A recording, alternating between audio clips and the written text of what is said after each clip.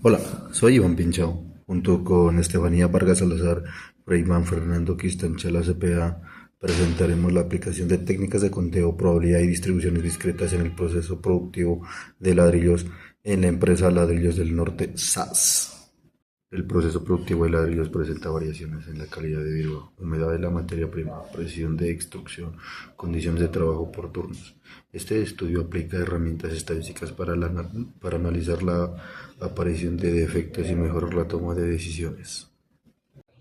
Bueno, continuando con los objetivos general de este proyecto, tenemos que este proyecto se hace para aplicar las técnicas de conteo, probabilidad, condicional y variables aleatorias. En el análisis del proceso productivo de ladrillos, con el fin de evaluar la presentación o la presencia de defectos durante la línea de producción y mejora de eficiencia dentro del sistema productivo de la empresa. Pasamos a los objetivos específicos. Como objetivos específicos se plantearon los siguientes. Primero, determinar las configuraciones posibles dentro de la línea de producción. Segundo, calcular la probabilidad de defectos en dicho proceso. Tercero, tener en cuenta la influencia que tienen los turnos tanto de día como de noche dentro de los defectos en la línea de producción. Y cuarto, aplicar el teorema de Bayes para identificar el origen de los defectos. Y finalmente, modelar el comportamiento de los defectos utilizados con la distribución binomial. Pasamos a las técnicas de conteo. Dentro de las técnicas de conteo se utilizaron las permutaciones donde el orden importa, las combinaciones donde el orden no influye y las variaciones que combina ambas, tanto el orden que importe como no. Para este caso, dentro del proceso productivo se identificaron tres tipos de boquillas o de, digámoslo, moldes para hacer el ladrillo. Entre los tamaños pasamos a tamaño pequeño y tamaño grande. Y en los acabados está el corrugado o el liso, o rayado o liso, o limpio como también se conoce. Para este caso, identificamos dos ejemplos claros. Utilizamos la regla del producto, donde tenemos los tres tipos de ladrillo, los dos tipos de tamaño y los dos acabados. Con la regla del producto podemos identificar que se pueden hacer 12 posibles configuraciones de ladrillo.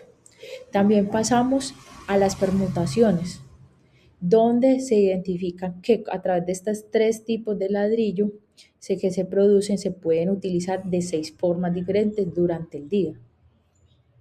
Probabilidad. Luego analizamos la probabilidad de defectos y encontramos que la probabilidad general de defecto es el 5%, lo que equivale aproximadamente a 3.500 ladrillos defectuosos por día. Sin embargo, al analizar por turnos encontramos diferencias importantes. En el turno nocturno la probabilidad de defecto aumenta el 12%.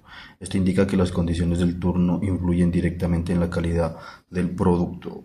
Para su mejor apreciación lo podemos visualizar en la siguiente gráfica y tabla de diferencias. Referente a la producción por turnos, al día 56.000 unidades, en la noche 14.000 unidades. Defectos el 5%, noche 12%. El turno nocturno es un punto crítico del proceso. La gráfica de producción por horas evidencia que el proceso no se comporta de manera uniforme a lo largo de la jornada.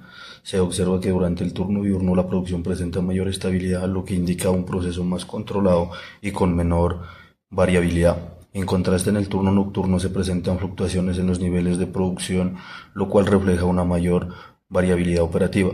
En el punto de vista estadístico, esta variabilidad es importante porque está directamente relacionado con el incremento en la probabilidad de defectos, tal como se evidenció con una tasa del 12% en ese turno. Estas variaciones pueden estar asociadas a factores como la fatiga del personal, menor supervisión y posibles cambios en las condiciones del proceso, lo que genera inestabilidad en la producción. Esto indica que el proceso productivo no está completamente bajo control en todas las horas, especialmente en el turno nocturno. Probabilidad conjunta. En esta estadística de intersección de ambos conjuntos, el 2,4% de margen de error en la productividad. El turno nocturno tiene el margen de errores totales. En este caso, el turno impacta en el rendimiento de la planta. Analizamos la calidad mediante el teorema de Bayes y descubrimos un estado crítico. El 48% de las pérdidas por ladrillos defectuosos en el turno de la noche. En este caso debemos tener en cuenta en la supervisión y en el proceso de los ladrillos para reducir costos a la planta.